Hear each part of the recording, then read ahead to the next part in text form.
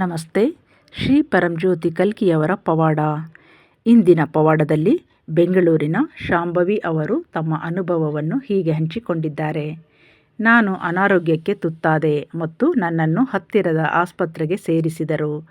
Dengue ಪರೀಕ್ಷೆಯು negative ಆಗಿದ್ದರೂ ನನ್ನ ಪ್ಲೇಟ್ಲೆಟ್ ಕೌಂಟು ಸಾಧಾರಣವಾಗಿ 1,50,000 ಇರಬೇಕಾಗಿದ್ದುದು 45,000ಕ್ಕೆ ಇಳಿದಿತ್ತು.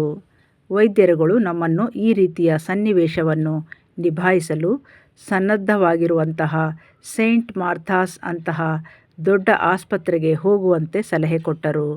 ಆದರೆ ನನ್ನ ಕುಟುಂಬದವರಿಗೆ ಮತ್ತು ನನಗೆ ಶ್ರೀ ಪರಂಜ್ಯೋತಿ ಭಗವತಿ ಭಗವಾನರ ಮೇಲೆ ಸಂಪೂರ್ಣ ವಿಶ್ವಾಸವಿತ್ತು.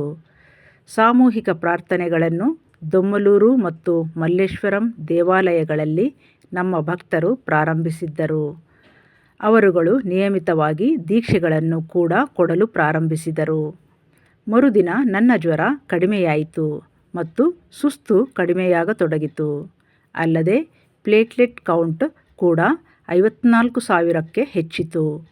ಇನ್ನೊಂದು ದಿನದ ನಂತರ ಅದು ಮತ್ತಷ್ಟು ಹೆಚ್ಚಿ 78,000 ಮುಟ್ಟಿತು ಮತ್ತು ಮೂರನೇ ದಿನ ಅದು 1,00,000ವನ್ನು ದಾಟಿತು. 3-4 ದಿನಗಳಲ್ಲಿ ಪ್ಲೇಟ್ಲೆಟ್ ಕೌಂಟ್ ಸಾಮಾನ್ಯ ಮಟ್ಟವನ್ನು ಮುಟ್ಟಿತು. ವೈದ್ಯರುಗಳಿಗೆ ನನ್ನ ಸುಧಾರಣೆಯ ವೇಗವನ್ನು ನೋಡಿ ಆಶ್ಚರ್ಯವಾಯಿತು ಮತ್ತು ನಾನು ಚೇತರಿಸಿಕೊಂಡಿದ್ದು ಮತ್ತು ಬದುಕುಳಿದಿದ್ದು ಒಂದು ಪವಾಡವೆಂದು ನನಗೆ ಹೇಳಿದರು. ಶ್ರೀ ಪರಂಜ್ಯೋತಿ ಭಗವತಿ ಭಗವಾನರೇ ಈ ಪವಾಡದ ಹಿಂದೆ ಇದ್ದಾರೆಂದು ನಮಗೆ ಗೊತ್ತಿತ್ತು. ನನಗೆ ಪುನರ್ಜನ್ಮವನ್ನು ಕೊಟ್ಟ ಶ್ರೀ ಪರಂಜ್ಯೋತಿ ಭಗವತಿ ಭಗವಾನರಿಗೆ ಅನಂತ ಕೋಟಿ ಧನ್ಯವಾದಗಳು.